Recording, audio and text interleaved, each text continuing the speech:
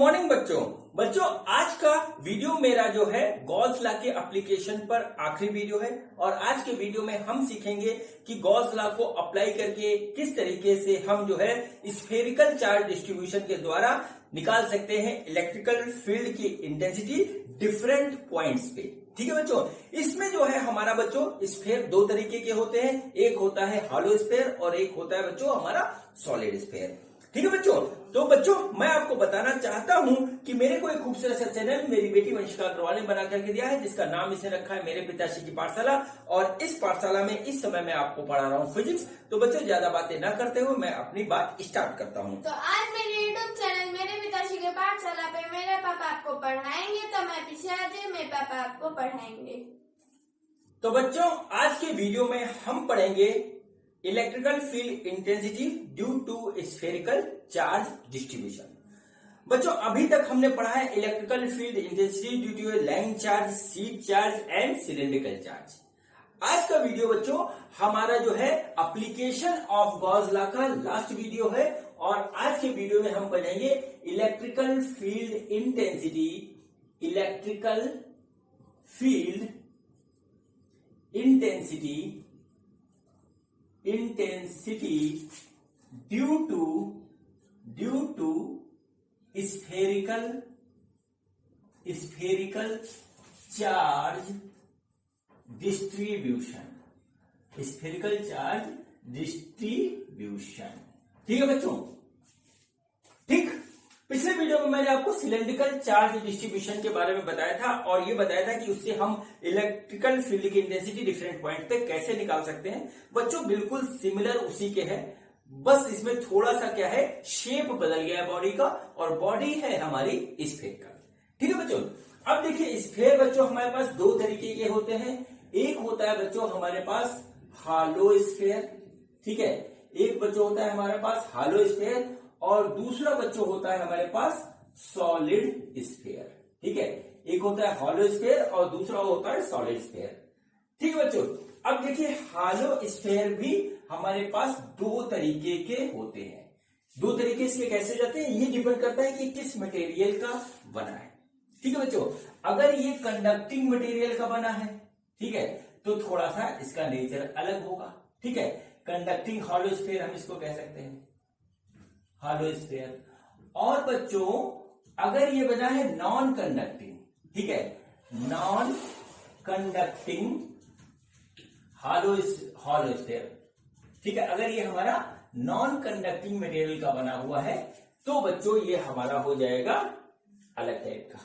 ठीक है बच्चों, अब देखिए सॉलिड स्फेयर में भी यही बात आती है। सॉलिड स्फेयर में भी यही बात आती है कि सॉलिड स्फेयर हमारा किस मटेरियल का बना है। तो बच्चों इस हिसाब से इसके भी दो टाइप्स हो जाएंगे। एक होगा हमारा कंडक्टिंग, ठीक है, एक होगा बच्चों कंडक्टिंग सॉलिड स्फेयर,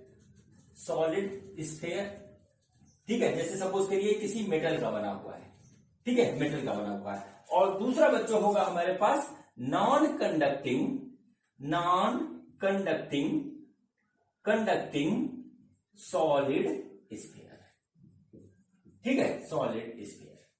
ठीक बच्चों, अब देखिए हमको सिर्फ यहां पर बात करनी है इसके ऊपर चार्ज डिस्ट्रीब्यूशन की और उसके कारण प्रोड्यूस होने वाले इलेक्ट्रिकल फील्ड की। ठीक है, तो हम सिर्फ उसी की बात करेंगे। ठीक बच्चों, देखिए कंडक्टिंग हॉलो स्फेयर क्या हुआ, अंदर से खाली खोखला। ठीक है, तो इसके ऊपर जितना भी हमारा चार्ज होगा वो इसके सरफेस के ऊपर होगा, चारों तरफ इसके सरफेस के ऊपर ऐसे ऐसे चार्ज हमारे होगा। बच्चों सिमिलर जो है नॉन कंडक्टिंग हॉलो स्फेयर में भी हमारा यही होगा कि जो हमारा जो चार्ज डिस्ट्रीब्यूशन होगा वो जो है नॉन कंडक्टिंग हॉलो स्फेयर के चारों तरफ होगा, अंदर कोई चार्ज नहीं होगा। ठीक है, अब बच्चों क्या होता है कंडक्टिंग और नॉन कंडक्टिंग सॉलिड स्फेयर में थोड़ा सा आता है चेंज क्या होता है बच्चों, कंडक्टिंग सॉलिड स्फेयर जो कि मेटल का हमारा बना हुआ है, तो इसमें क्या होता है बच्चों, जब हम सपोज करिए हमारे पास स्फेयर इस तरीके से है और ये कंडक्टिंग का है और सॉलिड है, कंडक्टिंग मटेरियल का है, सॉलिड है, तो बच्चों इसको हम यदि चार्ज यहां रखेंगे तो ये थोड़ी देर बाद अपने आप ही सरफेस पे आ जाएगा। इसका नेचर होता है। ठीक है, कंडक्टिंग जो मेटल होता है, कंडक्टिंग मटेरियल होता है, उसके अंदर चार्ज हमारा रिसाइड नहीं कर सकता। ठीक है, चार्ज हमारा उसके अंदर रिसाइड नहीं कर सकता, वो हमारा सरफेस पे आके जो है पूरी तरीके से एक्यूमुलेट हो जाता है और अंदर चार्ज जो होता है वो हो जाता है 0।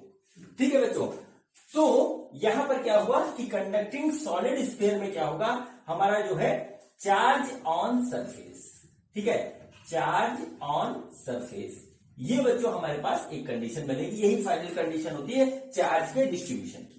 ठीक है, लेकिन बच्चों हमारा नॉन कंडक्टिंग सॉलिड स्फीयर में क्या होता है, नॉन कंडक्टिंग मटेरियल में क्या होता है कि चार्ज हमारा नॉन कंडक्टिंग मटेरियल में मूव नहीं कर सकता, तो उसको हम जहां छोड़ देंगे वो वही रहेगा। ठीक है, उसको हम जहां छोड़ देंगे वो वही रहेगा, वो इधर उधर मूव नहीं कर पाएगा। तो बच्चों उस कंडीशन में क्या होता है, उस कंडीशन में क्या होता है कि हमारा चार्ज जो है पूरे वॉल्यूम में डिस्ट्रीब्यूट हो जाता है। सपोज करिए इस टाइम ये हमारा नॉन कंडक्टिंग सॉलिड स्फीयर है, ठीक है, नॉन कंडक्टिंग मटेरियल का बना हुआ सॉलिड स्फीयर है। अब बच्चों अगर हम इस सॉलिड नॉन कंडक्टिंग स्फीयर में चार्ज देंगे तो बच्चों चार्ज इसमें हम जहां पे देंगे वो वहीं पड़ा रहेगा, वो मूव नहीं कर सकता क्योंकि ये कंडक्टिंग मटेरियल का नहीं बना है। ठीक है, तो क्या होगा, जैसे आप सपोज करिए हमने यहां चार्ज दे दिया, अंदर इस यहां दे दिया, तो जहां पे है वो वहीं पे पड़ा रहेगा, मूव नहीं करेगा। तो कुल मिलाकर के क्या होता है, सपोज करिए कि हमने नॉन कंडक्टिंग सॉलिड स्फीयर को उसके पूरे वॉल्यूम में हमने जो है चार्ज दे दिया, तो यहां पर चार्ज हमारा वॉल्यूम में पूरा डिस्ट्रीब्यूटेड रहेगा। ठीक है, पूरे वॉल्यूम में डिस्ट्रीब्यूटेड रहेगा। तो बच्चों इसमें क्या होगा, इससे बढ़ने वाला इलेक्ट्रिकल फील्ड का नेचर अलग होगा। ठीक है बच्चों, और बच्चों इसमें और इसमें जो हमारा होगा, जो क्या कहते हैं चार्ज का डिस्ट्रीब्यूशन होगा, वो बच्चों होगा ऑन द सरफेस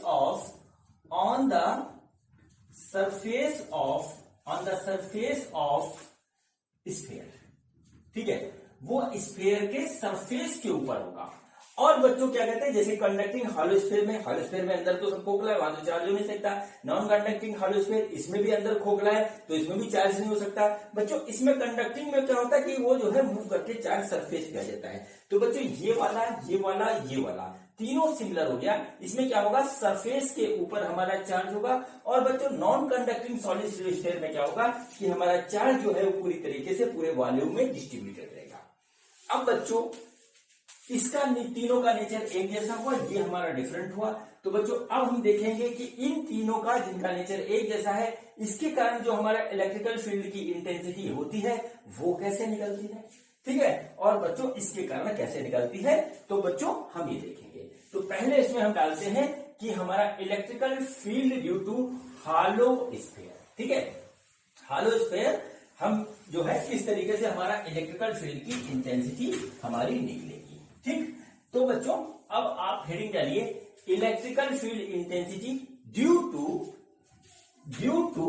हॉलो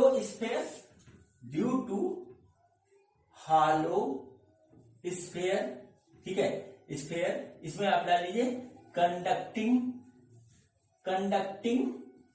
ठीक है, कंडक्टिंग एंड नॉन कंडक्टिंग, ठीक है।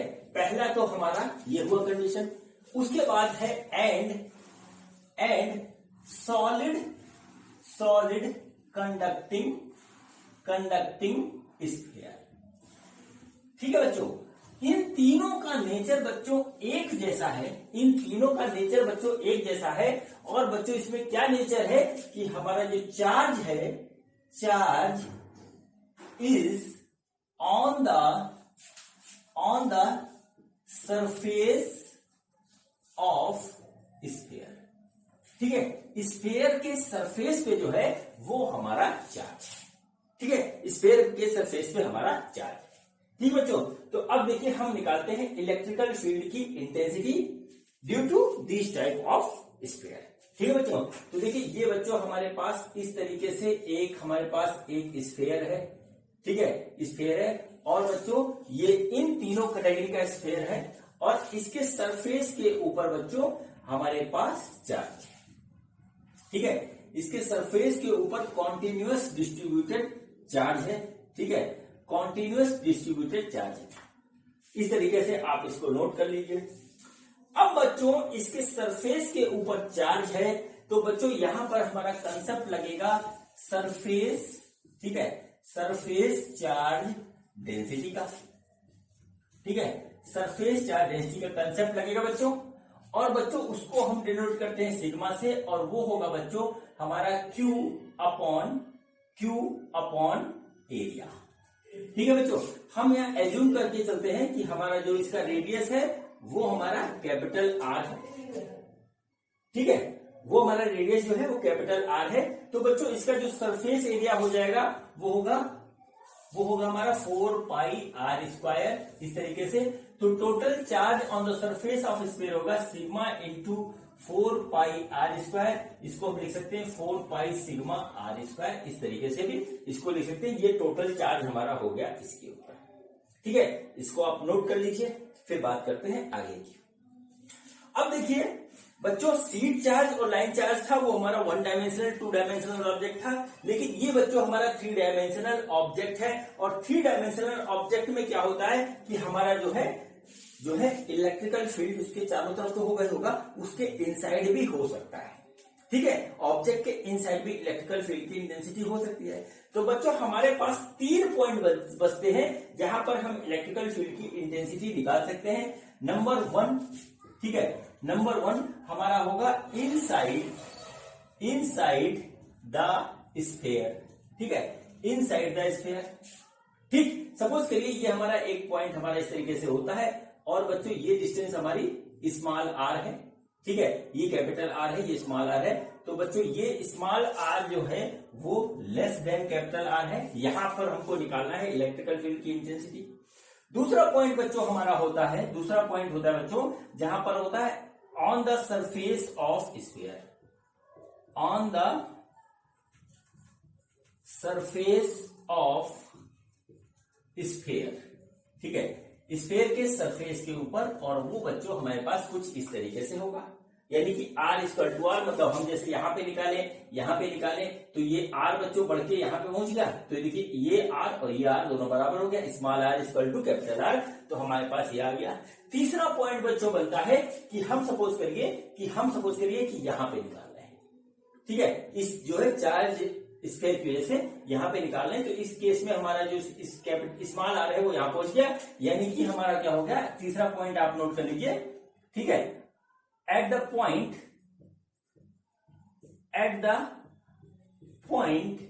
आउटसाइड द स्फीयर, ठीक है, एक ऐसा पॉइंट जो कि हमारा आउटसाइड है स्फीयर का। तो बच्चों यहां पर होगा small r is greater then capital R, ठीक है बच्चों।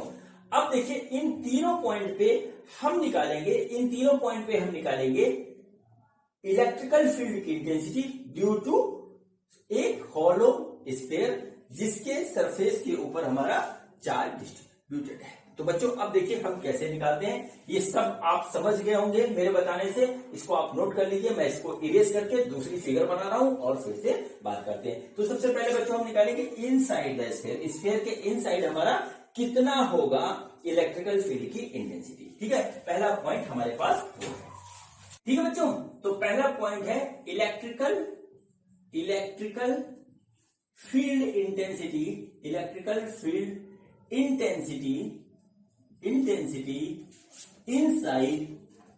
इनसाइड ए हॉलो स्फीयर, ठीक है, हॉलो स्फीयर, इसमें तीनों कैटेगरी आ जाती है वही वाली, ठीक है। तो देखिए क्या हुआ, ये हमारे पास इस तरीके से एक स्फीयर है, ये हमारे पास इस तरीके से एक स्फीयर है, और बच्चों इसका रेडियस है हमारे पास R, और इसके सरफेस के ऊपर बच्चों हमारा जो है चार्ज जो है total charge plus Q distributed है, ठीक है, प्लस Q बच्चों इस तरीके से डिस्ट्रीब्यूटेड है, ठीक है बच्चों। अब बच्चों हमने क्या किया, यहां पर जो है सेंटर से R डिस्टेंस पे, स्मॉल r डिस्टेंस पे एक पॉइंट लिया, ठीक है, एक पॉइंट लिया, और वहां पर हम निकाल रहे हैं इलेक्ट्रिकल फील्ड इंटेंसिटी, ठीक है बच्चों। अब बच्चों जब हमारा जो है हमने जो इलेक्ट्रिकल फील्ड इंटेंसिटी का जो सीधा फार्मूला है वो हमारा पॉइंट चार्ज के लिए है, पॉइंट चार्ज से हम लाइन चार्ज निकाल सकते हैं। ये बच्चों 3 डायमेंशनल ऑब्जेक्ट है, तो बच्चों यहां पर हमारा लगेगा गॉस लॉ, ठीक है, और हमारा इलेक्ट्रिकल फ्लक्स का कंसेप्ट, ठीक है, इलेक्ट्रिकल फ्लक्स का कंसेप्ट। तो बच्चों देखिए क्या हुआ, ये हमने यहां पर एक इस तरीके से एरिया इंक्लोज कर दिया, इस तरीके से, ठीक है, एरिया इंक्लोज कर दिया। और बच्चों जो है हमने क्या किया, यहां पर देखा, सपोज कर लिया कि हमारी इलेक्ट्रिकल फील्ड की इंटेंसिटी इसके परपेंडिकुलर इस डायरेक्शन में है, जो कि है E, और बच्चों इसका जो एरिया है वो होगा हमारा 4 पाई स्मॉल r स्क्वायर। तो बच्चों यहां से जो नेट फ्लक्स निकलेगा, ठीक है, net flux coming out from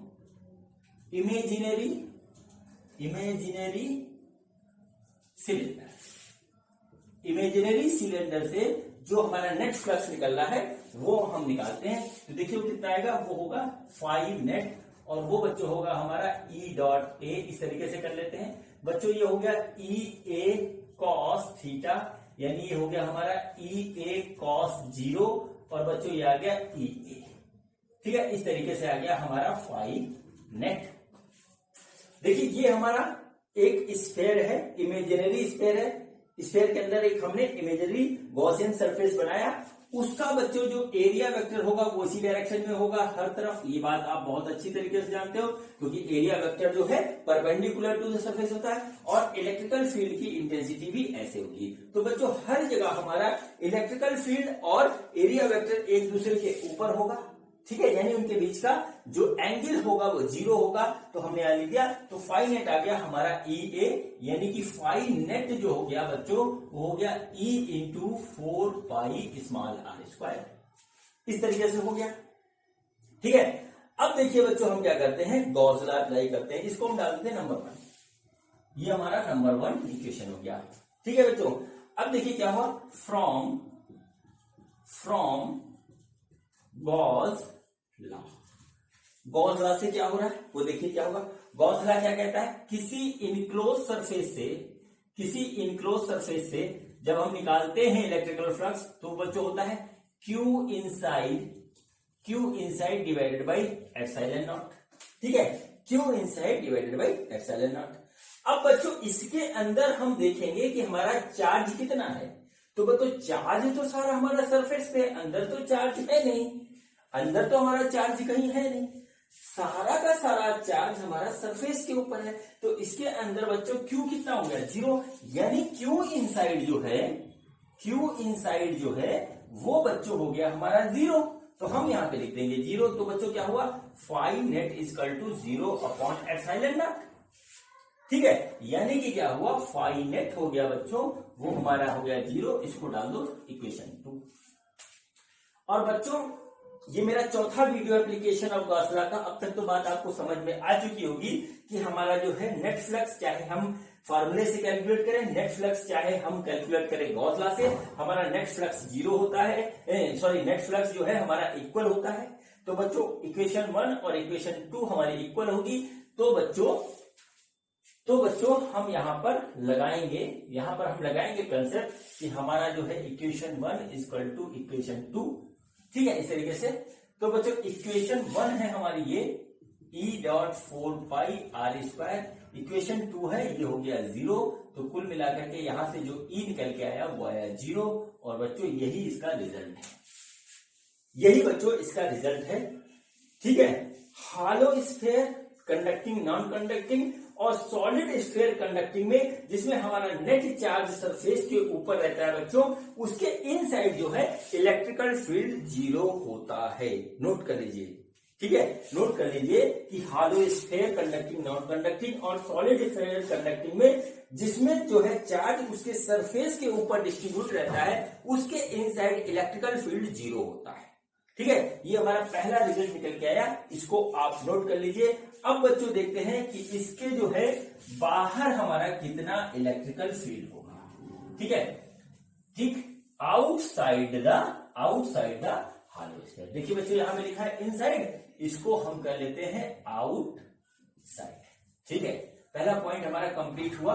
अब बच्चों क्या है, इलेक्ट्रिकल फील्ड इंटेंसिटी आउटसाइड ए हालो स्फीयर, तीनों कैटेगरी है इसमें, कंडक्टिंग, नॉन कंडक्टिंग एंड सॉलो, जिसमें हमारा जो है सरफेस पे चार्ज का डिस्ट्रीब्यूशन है, ठीक। तो बच्चों इसको मैं दोबारा बनाता हूं, नहीं तो ज्यादा हॉच पॉच हो जाएगा तो आपको क्लियर नहीं होगा, ठीक। तो बच्चों देखिए क्या हुआ, हमारे पास ये देखिए इस तरीके से एक जो है स्फेयर है, ठीक है, और ये हॉलो है, कंडक्टिंग सॉलिड है, मतलब कुल मिलाकर के इसके सरफेस के ऊपर हमारा जो है वो चार्ज डिस्ट्रीब्यूटेड है इस तरीके से, ठीक है। इसका रेडियस बच्चों कितना है, इसका रेडियस है हमारा कैपिटल आर। और बच्चों हमने क्या किया कि इसके जो है यहां से आर डिस्टेंस पे आउटसाइड, ठीक है, आर मतलब स्मॉल आर डिस्टेंस पे आउटसाइड हमको निकालना है इलेक्ट्रिकल फील्ड, ठीक है, इलेक्ट्रिकल फील्ड। तो अब देखिए कैसे निकलेगा। तो बच्चों इसको निकालने के लिए हम क्या करेंगे, हम एक इमेजिनरी जो है गॉसियन सरफेस इस तरीके से इसके चारों तरफ इस तरीके से हम इसको बना लेंगे इस तरीके से, ठीक है। ये देखिए क्या हुआ कि एक हमारे पास इमेजिनरी गॉसियन सरफेस हो गया जिसका रेडियस आर है, ठीक है बच्चों।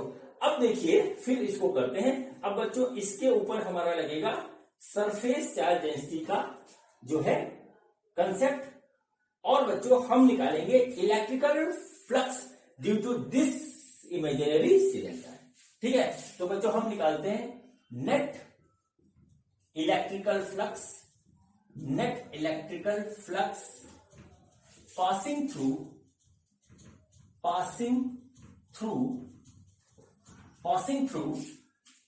net electrical flux passing through imaginary Gaussian surface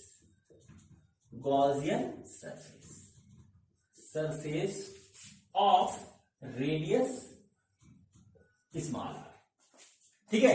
ये हमने गॉसियन सरफेस बना लिया। और अभी हम निकालेंगे बच्चों फ्लक्स निकालने के फार्मूले से। तो बच्चों देखिए क्या हो जाएगा, phi net equal to integration enclose area का इंटीग्रेशन, और बच्चों होगा ई डॉट ए, इस तरीके से आएगा ई डॉट ए, ठीक। तो बच्चों देखिए ई हमारा डायरेक्शन इस तरफ रहेगा, ई का डायरेक्शन देखिए ऐसे रहेगा इसका, ठीक है। और बच्चों देखिए ई चाहे जो कुछ भी हो हर तरफ कांस्टेंट रहेगा, वेरिएबल नहीं है, तो ई हो गया बच्चों कांस्टेंट। तो हम क्या करेंगे, ई निकालेंगे बाहर और इंटीग्रेशन ऑफ ए हो जाएगा। अब बच्चों ए का इंटीग्रेशन इनक्लोज सरफेस में करेंगे तो बच्चों जो इसका जो आएगा सरफेस एरिया जो आ जाएगा वो आएगा, और बच्चों उसकी वैल्यू होगी हमारी E into 4 pi small R square, इस तरीके से होगा, ठीक है। फाई नेट इस तरीके से बच्चों होगा इसका जो है इलेक्ट्रिकल फ्लक्स इस तरफ से। और बच्चों देखिए इलेक्ट्रिकल फील्ड का डायरेक्शन ये है, एरिया वेक्टर का डायरेक्शन ऐसे होगा।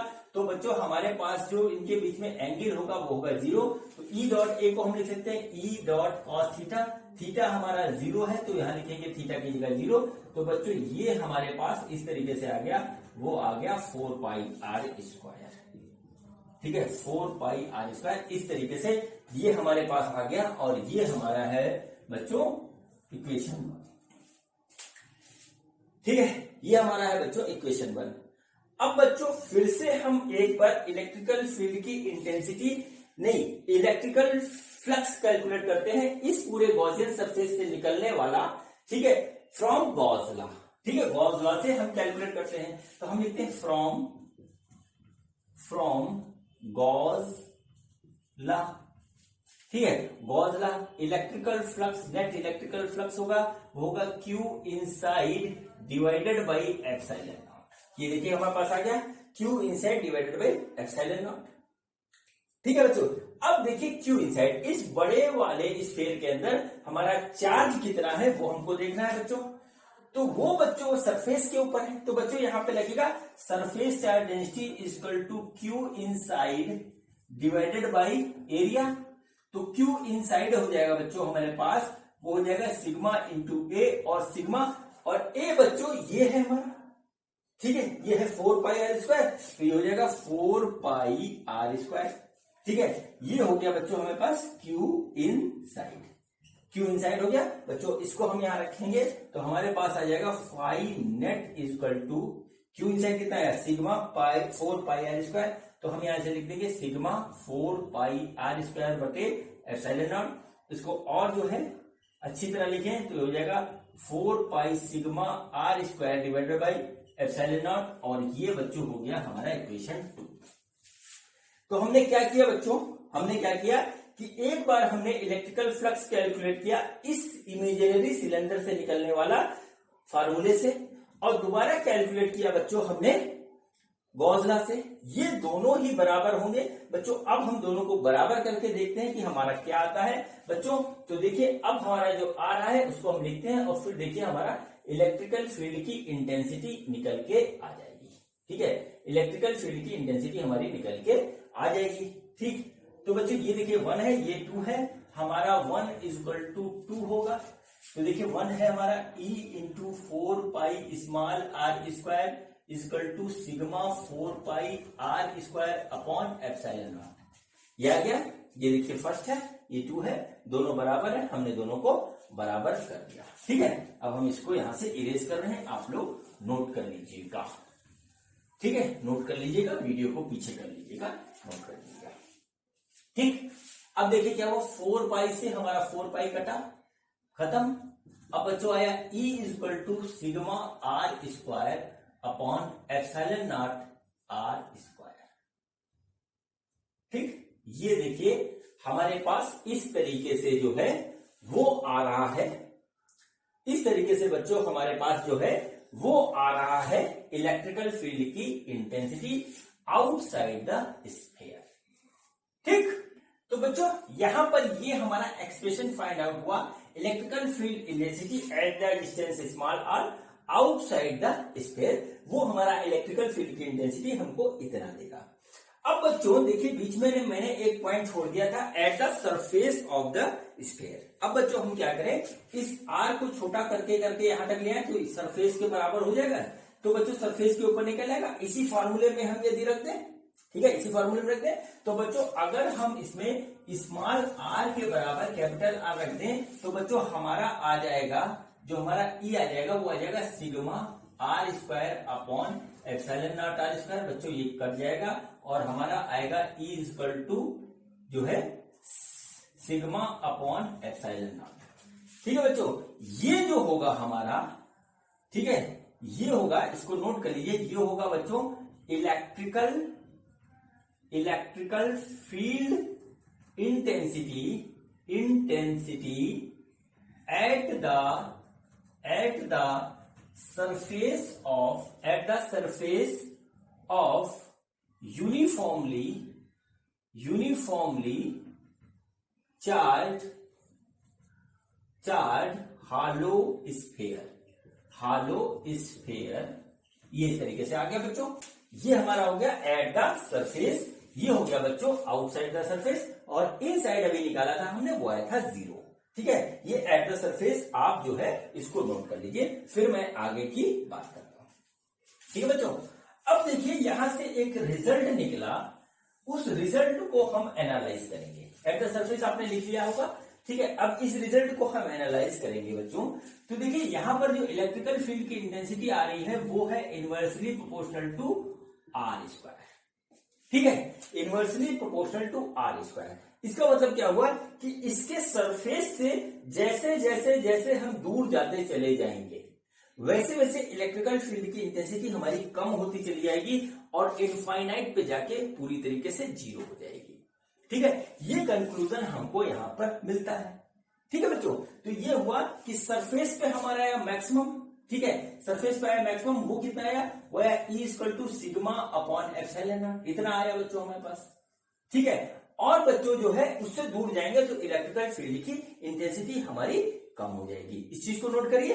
फिर बच्चों इसमें एक पॉइंट आता है कि अगर हम इलेक्ट्रिकल फील्ड की इंटेंसिटी और R के बीच में ग्राफ बनाएं तो देखिए वो ग्राफ हमारा कैसा आएगा।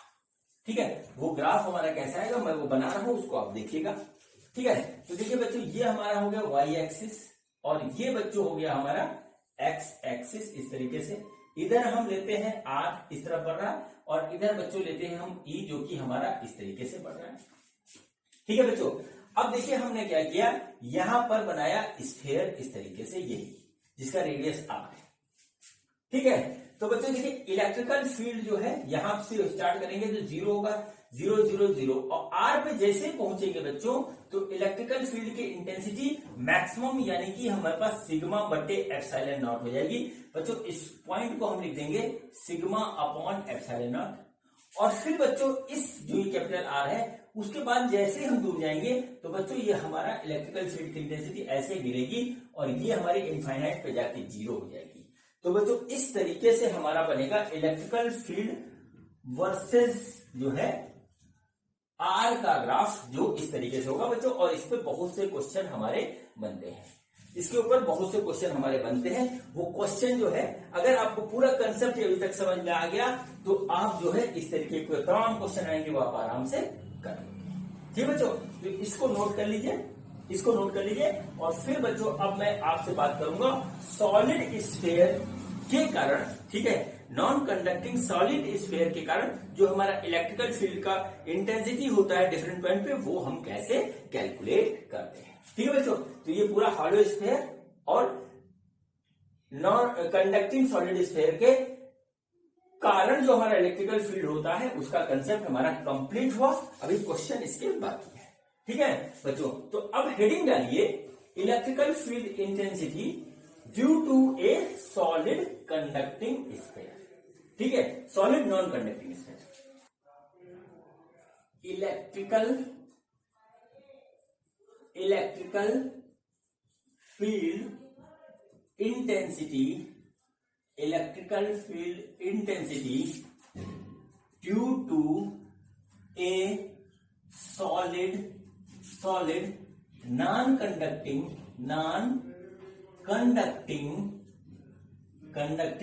स्फीयर।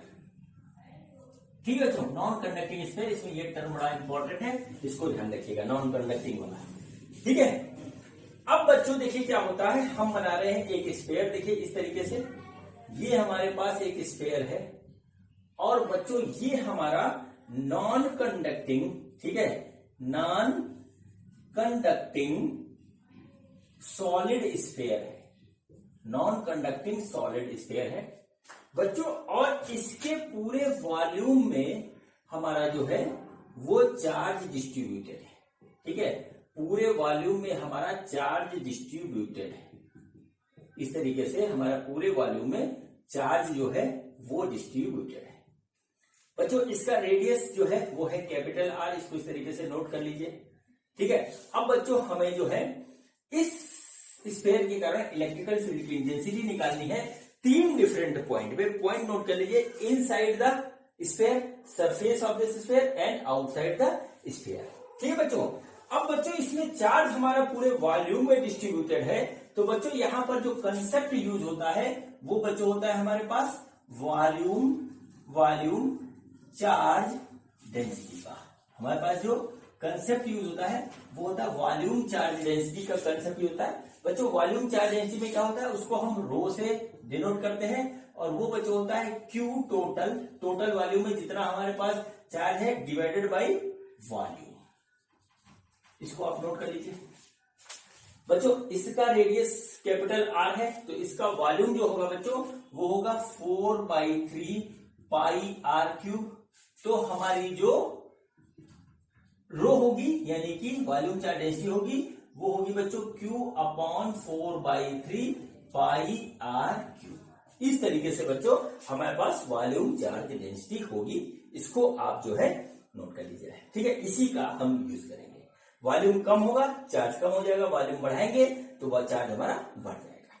ठीक है बच्चों, अब देखिए हमको जो है 3 पॉइंट पे निकालना है इलेक्ट्रिकल फील्ड की इंटेंसिटी। पहला पॉइंट नोट करिए, इनसाइड द स्फीयर। ठीक है, इनसाइड द स्फीयर। सपोज करिए बच्चों ये हमारा एक पॉइंट है जो कि यहां से आर डिस्टेंस पे है, तो बच्चों हमको यहाँ पे निकालना है, यहाँ पे स्मॉल आर जो है वो हो गया लेस देन कैपिटल आर। दूसरा पॉइंट है बच्चों eight the surface of sphere. ये बच्चों हमारे पास दूसरा पॉइंट है। तो बच्चों ये हमारा यहाँ पे होगा R = R। मतलब क्या हुआ कि बच्चों अगर इस पॉइंट को बढ़ाते बढ़ाते हम यहाँ पे ले जाएं तो बच्चों ये स्मॉल आर इस कैपिटल आर के बराबर हो जाएगा और यहाँ पर हम इलेक्ट्रिकल फील्ड की इंटेंसिटी निकालेंगे। तो क्या हुआ, eight the surface of sphere जो कि R = R। और बच्चों तीसरा पॉइंट जो होगा हमारा, तीसरा पॉइंट होगा आउटसाइड द स्फीयर। ठीक, यानी कि r is capital then r is greater than r। मतलब क्या हुआ कि इस पॉइंट को हमने निकाल के थोड़ा स्फीयर के बाहर रख दिया, तो ये हमारा r क्या, तो बच्चों यहां पर small r is greater then capital R इस तरीके से हो गया। तो बच्चों हमको इन तीनों पॉइंट पे निकालना है, इन तीनों पॉइंट पे निकालना है इलेक्ट्रिकल फील्ड की इंटेंसिटी। बच्चों पहले हम ये निकालेंगे, फिर ये निकालेंगे और फिर लास्ट में ये निकालेंगे, क्योंकि तीनों को निकालेंगे तो लंबा हो जाएगा, लास्ट में इसको निकाल के इसका कंसेप्ट यूज कर देंगे तो बच्चों आराम से हो जाएगा। तो पहले हम ये निकालेंगे, फिर ये निकालेंगे, फिर लास्ट में ये निकालेंगे। ठीक है बच्चों, तो चलिए निकालते हैं electrical field intensity at the inside the sphere. ठीक है, electrical field intensity inside the sphere. ठीक है बच्चों, तो देखिए ये बच्चों एक हमने पॉइंट ले लिया सेंटर से r डिस्टेंस पे, और हमको यहां पर इलेक्ट्रिकल फील्ड की इंटेंसिटी निकालनी है ड्यू टू दिस चार्ज। ठीक है, तो बच्चों पहला point electrical field intensity inside, ठीक है, inside a point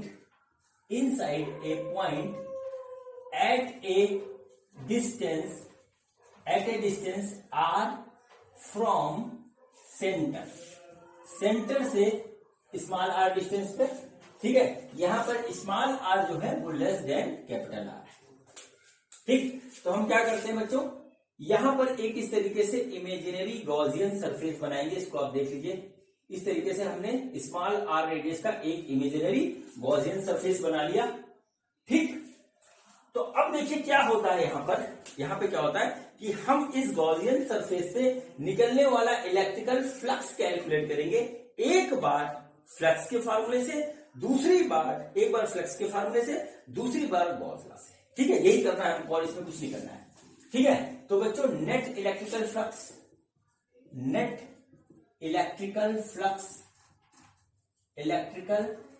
flux through Gaussian surface हमने ऐसे ले लिया बच्चों इसको। तो देखिए कितना हो जाएगा, phi net is equal to E dot A, enclose area है इसलिए हमारा इंटीग्रल इंक्लोज वाला लगेगा। ठीक है बच्चों, अब देखिए ई का डायरेक्शन क्या होगा, देखिए इस सरफेस से ई का डायरेक्शन हमेशा बाहर की ओर ऐसे रहेगा।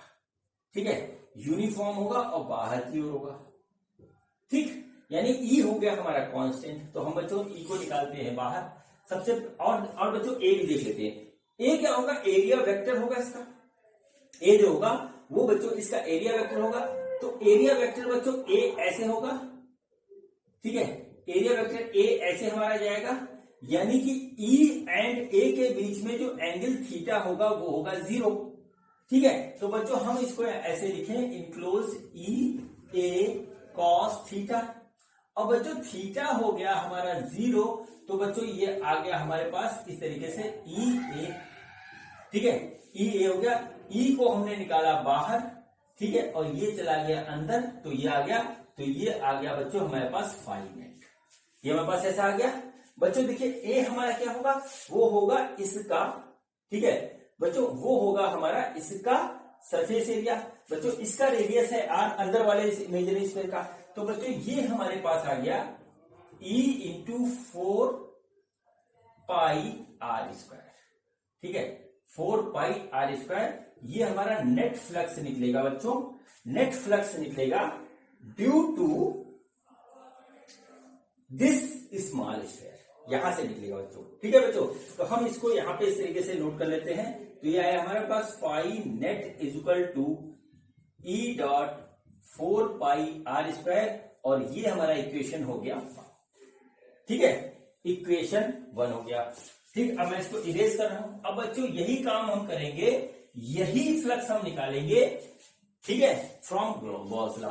तो net electrical flux to Gaussian surface from Gauss law से निकालेंगे बच्चों। तो देखिए कितना आएगा, गॉस लॉ हमारा क्या कहता है, गॉस लॉ कहता है phi net equal to Q inside divided by epsilon naught. इस तरीके से बच्चों आ गया। अब बच्चों कहानी क्यू इनसाइड की हमारी फंसती है। ठीक है बच्चों, इससे पहले जो हमने किया था वहां अंदर हमारा चार्ज नहीं था, यहां पर बच्चों हमारा अंदर चार्ज है। तो देखिए अब हम क्या करेंगे।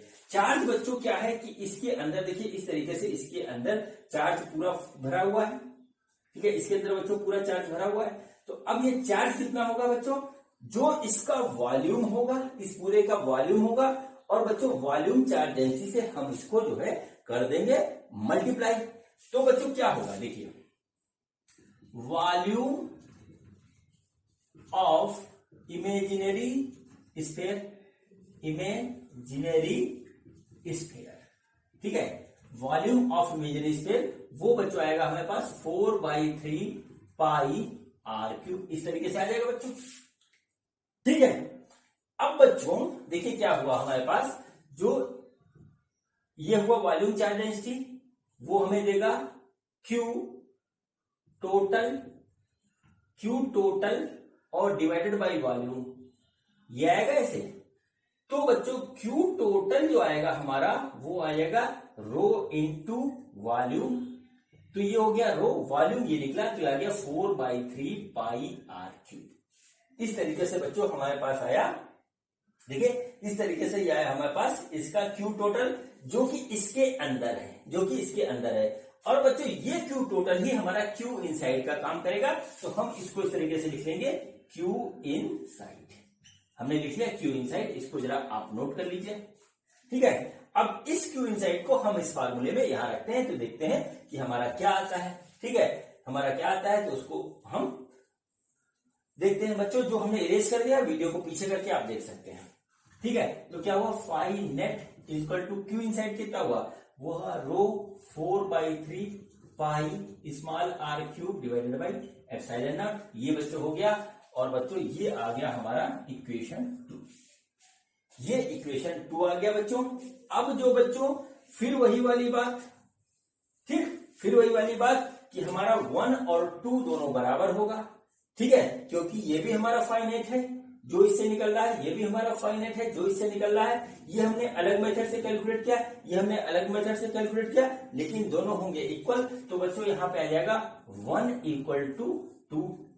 ठीक है, तो 1 बच्चों हमारे पास क्या हुआ, वो हो गया E 4 पाई आर स्क्वायर, ये है equal to rho 4/3 pi R cube divided by epsilon naught. देखिए इस तरीके से आया, और ध्यान से देखिएगा इसको। अब देखिए क्या हुआ कि हमारा ये कट गया 4 पाई, ये 4 पाई ऐसे कटा, आर स्क्वायर कटा, आर का क्यूब कट गया। इधर जो बचा वो बच्चों हमारे पास बचा E यानी कि electrical field inside the sphere, वो आया बच्चों हमारे पास ρ/3 एप्सिलॉन नॉट इनटू आर। ठीक, इस तरीके से हमारे पास इलेक्ट्रिकल फील्ड की इंटेंसिटी आ गई inside the solid sphere. Electrical field की इंटेंसिटी आ गई inside the solid sphere at the point R from the centre से आर डिस्टेंस पे हमारा जो निकल के आया वो बच्चों हमारे पास इस तरीके से आ गया। ठीक है, अब बच्चों इसको करते हैं एनालाइज। ठीक है, अब बच्चों इसको करते हैं एनालाइज, और फिर बाद में लास्ट में इसका बनाएंगे हम ग्राफ। ठीक है, इसको करते हैं एनालाइज और फिर बनाते हैं ग्राफ। ठीक, एक एक पॉइंट को ध्यान रखिएगा। बहुत से क्वेश्चन इतनी बात पे बन सकते हैं जितना मैंने आपको बताया है अभी तक। ठीक, तो देखिए हमारे पास E क्या आया है, E आया है, वो आया है ρ/3 एप्सिलॉन नॉट इनटू आर।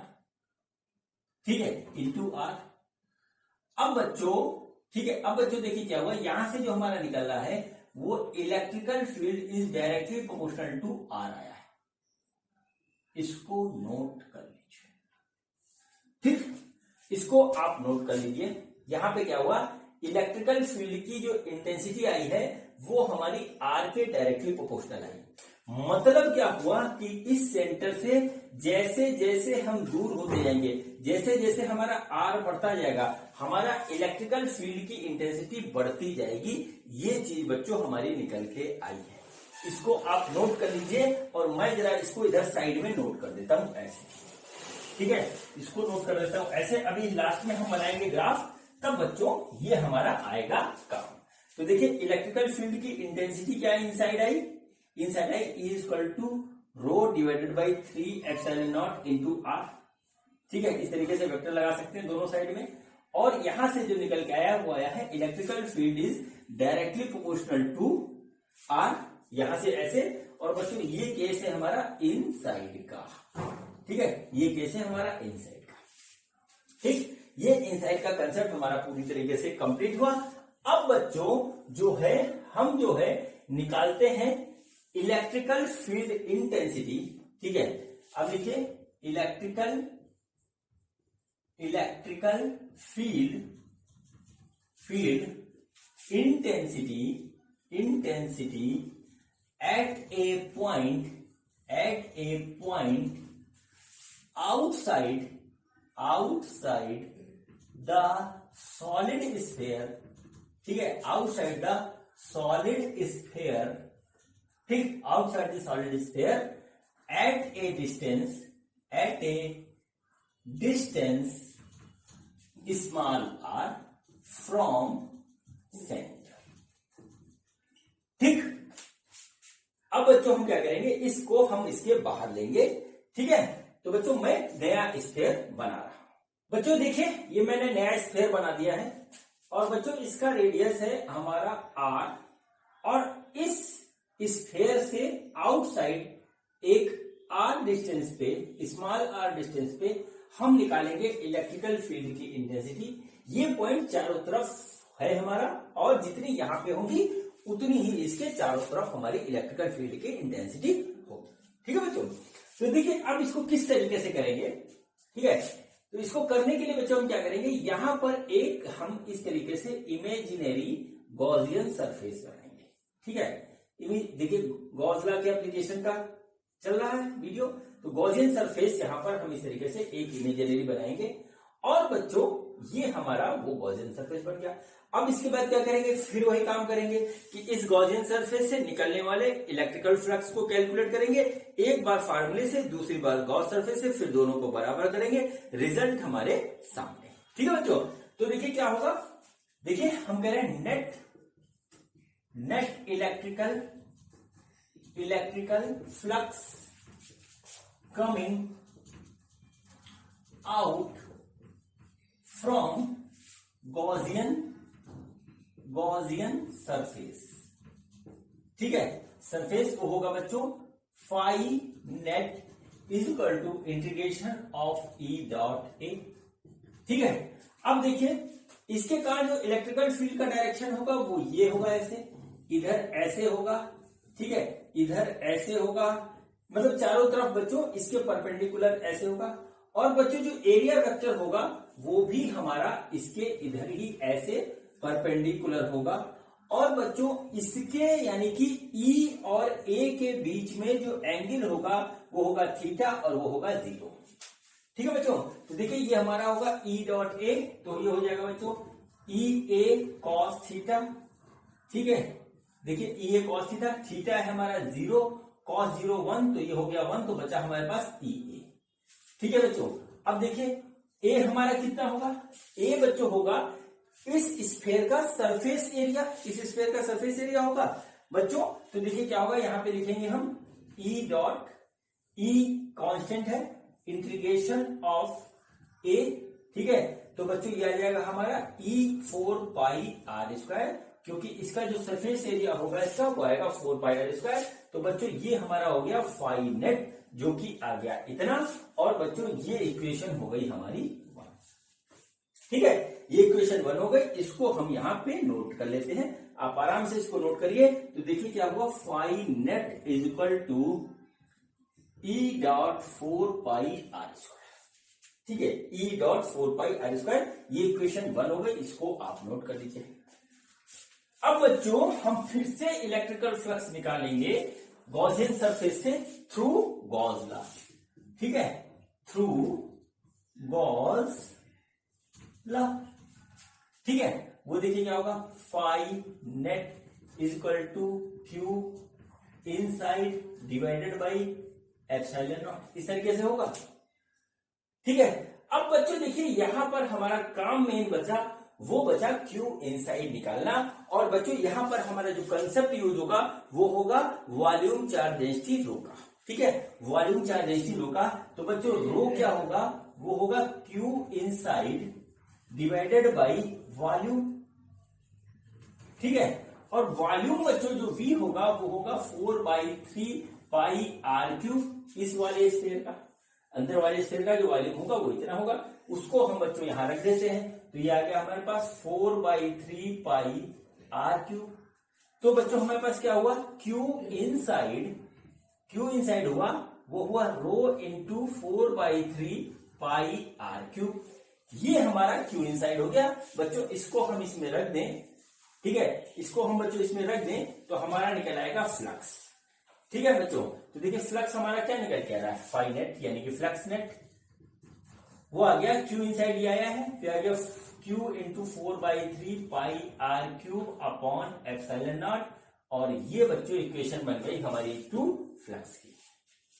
ठीक है, ये बच्चों हमारे पास इक्वेशन बन गई दूसरी फ्लक्स की। अब बच्चों हमको पहले पता है कि हम फ्लक्स चाहे इस मेथड से कैलकुलेट करें चाहे उस मेथड से कैलकुलेट करें, दोनों फ्लक्स हमारे पास बराबर होंगे, यानी कि equation 1 is equal to equation 2।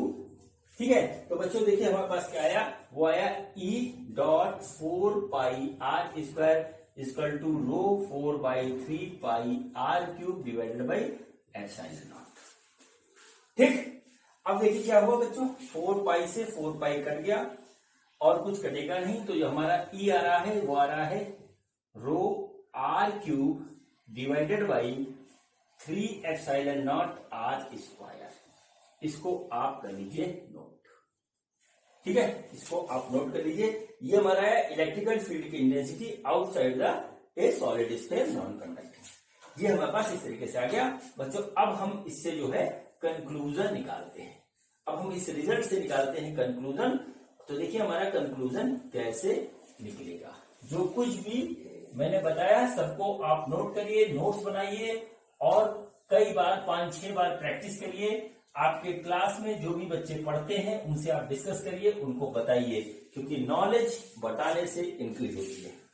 ठीक है, तो बच्चों हमारे पास ये पॉइंट निकल के आया। तो बच्चों इसको लिखते हैं, हमारे पास जो इलेक्ट्रिकल फील्ड की इंटेंसिटी निकल के आई outside the sphere where rho R cube divided by 3 epsilon naught r square. यहां पे देखिए इस तरीके से आ गया बच्चों। अब देखिए क्या हुआ कि हम क्या करेंगे, ये हमारा आया है आउटसाइड द स्फीयर के आउटसाइड। अब बच्चों हम एक काम करते हैं कि इस आर को यहां पे ले आते हैं सरफेस के ऊपर। ठीक है, तो हम निकालेंगे at the surface of sphere. ठीक है, यानी कि क्या होगा, small R equal to capital R, वो हम इसमें रख देंगे। तो बच्चों देखिए क्या हो रहा है, rho R cube divided by 3 epsilon naught r square की जगह हो जाएगा कैपिटल आर स्क्वायर। ठीक है, ये देखिए आ गया। देखिए ये आर स्क्वायर इससे कट जाएगा, तो जो हमारा ई निकल के आएगा वो आएगा रो आर अपॉन 3 एप्सिलॉन नॉट। इस तरीके से ये हमारा निकल के आ जाएगा। ठीक है, ये बच्चों हो गई maximum electrical flux, maximum electrical field at the surface of this sphere due to this whole solid sphere. ये हमारे पास आ गया बच्चों, इसको आप नोट कर लीजिए। ठीक है, इसको आप नोट कर लीजिए, हम यहां पे इसको नोट कर देते हैं। तो बच्चों हमारा आया E is equal to rho R upon 3 epsilon naught. ठीक है, ये आया एट द सरफेस। ये हमारे पास आ गया, ये इनसाइड आया था ऊपर, ये एट द सरफेस आया और ये आउटसाइड द सरफेस आया। ठीक, अब बच्चों मैं इसको बिगाड़ रहा हूं। अब इससे एक और कंक्लूजन निकलता है, उसको देखते हैं, फिर दोनों की एनालिसिस करेंगे और फिर लास्ट में बनाएंगे ग्राफ, और इसी के साथ आज का वीडियो कंप्लीट हो जाएगा। ठीक है बच्चों, तो देखिए बच्चों यहां पर क्या आया है, देखिए rho constant, capital R constant, 3 constant, epsilon naught constant, r variable. R हम कहीं पर भी ले सकते हैं। तो क्या हुआ, E is directly proportional to 1 upon R square. बच्चों ये हमारा जो है यहां से एक दूसरा कंक्लूजन निकला। मतलब क्या हुआ कि जैसे जैसे हमारा आर बढ़ता जाएगा, मतलब सरफेस से जैसे जैसे हम दूर जाएंगे, इलेक्ट्रिकल फील्ड की इंटेंसिटी कम होती चली जाएगी और इनफाइनाइट पे जाकर के बच्चों जीरो हो जाएगी। ये बच्चों आया रिजल्ट आउटसाइड द स्फीयर। इससे पहले बच्चों हमारा आया था inside the sphere. Inside the sphere आया था, वो देखिए लिखिए, इनसाइड देखिए क्या आया था, इनसाइड जो आया था वो आया था E equal to rho upon 3 epsilon naught into R. ये निकल के आया था बच्चों इस तरीके से, ये भी वेक्टर है, ये भी वेक्टर है, इस तरीके से, ठीक है। यहां पर देखिए जो E आया था वो आया था हमारा R के डायरेक्टली प्रोपोर्शनल, ठीक है। और बच्चों सरफेस के ऊपर स्मॉल r का कोई हमारा टर्म नहीं है, यानी कि E एट सरफेस, इसको लिखिए एट सरफेस, एट सरफेस जो E आया है वो बच्चों आया है हमारे पास रो R अपॉन 3 एप्सिलॉन नॉट, इस तरीके से आया है, ठीक बच्चों। तो देखिए ये हो गया आउटसाइड, ये हो गया इनसाइड, ये हो गया एट द सरफेस। तीनों को एनालाइज करें तो अंदर बच्चों आर ई जो है आर के डायरेक्टली प्रोपोर्शनल है। मतलब क्या होगा, सेंटर से जैसे जैसे आर बढ़ रहा है हमारा इलेक्ट्रिकल फील्ड बढ़ रहा है, फिर सरफेस पे आकर वो बच्चों एक मैक्सिमम वैल्यू ले लेता है और फिर उसके बाद वो गिरने लगता है बहुत तेजी से और इनफाइनाइट पे जाके जीरो हो जाता है। ये पूरा कंक्लूजन है इस पूरे जो है डेरिवेशन का, कि एक solid non conducting fully charge sphere के कारण जो इलेक्ट्रिकल फील्ड होगा इनसाइड द स्फीयर, वो जो है सेंटर से जब हम उसके सरफेस तक आएंगे कॉन्टिन्यूसली बढ़ेगा, सरफेस पे मैक्सिमम होगा, फिर उसके बाद वो गिरता हुआ चला जाएगा, जीरो हो जाएगा इनफाइनाइट पे। ये बच्चों हमारा है कंक्लूजन। आपको अगर मेरी बात समझ में आ गई और आप इस पे मेहनत करोगे, कोशिश करोगे, सवाल लगाओगे, तो आप विश्वास मानिए कि आप बहुत से ऑब्जेक्टिव क्वेश्चन का आंसर जो है आपके हाथ में आ चुका है। इस पे नीट में, आईआईटी में और बोर्ड में सिर्फ इतनी सी बात जो मैंने अभी आपको पूरे वीडियो में बताई है, कई तरीके के मल्टीपल चॉइस के जो है क्वेश्चन बनते हैं और जो है उसके आंसर सब निकल जाते हैं, ठीक बच्चों। तो बच्चों अब हम लास्ट में बनाते हैं ग्राफ, ठीक है, ग्राफ बनाते हैं और जो सारी बात हमने आपको बताई है उसी के बेस से हम ग्राफ बनाते हैं। तो देखिए बच्चों हमारा ग्राफ किस तरीके से होगा और क्या उसका रिजल्ट निकलेगा, ठीक है, ग्राफ कैसा होगा और क्या उसका निकलेगा कंक्लूजन, ठीक है। तो हम बनाएंगे ग्राफ, नोट करिए, graph of E versus R। E और R के बीच में बच्चों हम ग्राफ बना रहे हैं, तो देखिए ग्राफ का नेचर कैसा होगा, ठीक है, ग्राफ का नेचर कैसा होगा उसको देख लीजिए, ठीक।